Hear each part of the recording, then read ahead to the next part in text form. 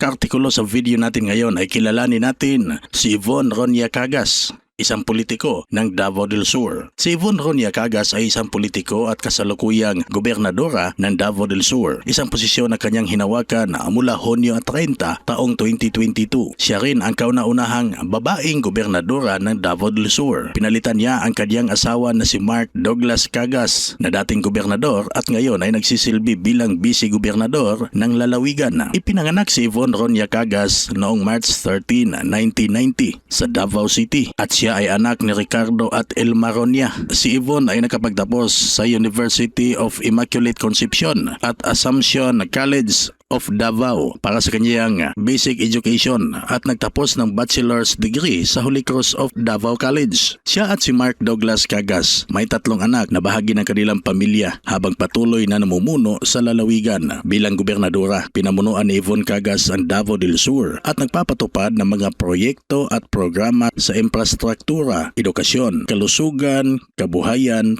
turismo at kapaligiran bilang pagpapatuloy ng mga programa ng pamilya Cagas. Ang kanyang panunungkulan ay bahagi ng malakas na impluwensya ng Cagas politic family na patuloy na sumasahimpapawid sa larangan ng politika sa mga posisyon tulad ng gobernador, vice-gobernador at kinatawan sa Kongreso. Sa kabila ng ilang usapin sa social media at propaganda tungkol sa posibleng disallowance ng Commission on Audit, wala pa itong opisyal na ulat mula sa Commission on Audit o mainstream news na nagpatunay ng anomalyang disallowance na iniisyu laban sa kasalukuyang administrasyon ni Yvonne Cagas. Ang mga claim na ito sa social media ay maaring hindi verified na impormasyon.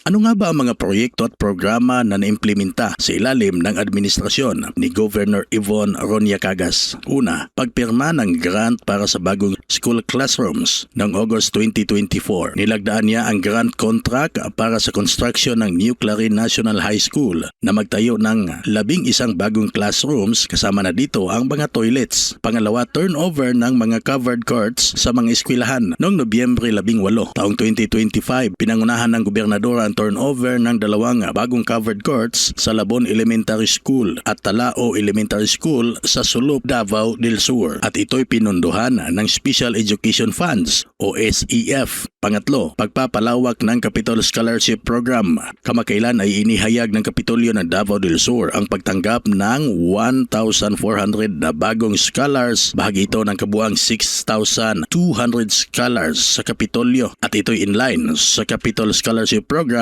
ng Davao del Sur. Pag-turnover ng Gymnasium Infrastructure Project noong December 2, 2025 sa pangunguna ni Governor Yvonne Cagas ay nag-turnover ng 3 million na inayos na gymnasium sa Barangay Sinawilan, Digo City. Panglima, Farm to Market Road Project sa Sulup. Ang proyektong ito ay partikular sa Purok 6 Barangay Poblasyon Sulup, Davao del Sur. Layunin ng proyektong ito para mas mapabuti ang accessibility ng komunidad. Panganim, Scholarship Chair Distribution sa public schools noong November 7, 2025 na mahagi ng 100 of monoblock chairs sa iba't ibang public schools. Pampito, mga large development projects sa pamamagitan ng Land Bank Loan. Pinangunahan ang 700 million loan agreement sa Land Bank para sa kalusugan, turismo, infrastruktura, digitalization at iba pa, kabilang ang pag-upgrade ng Davao del Sur Provincial Hospital papuntang Level 3. Pangwalo, partnerships para sa community shares at renewable energy. Tumanggap ng 16.8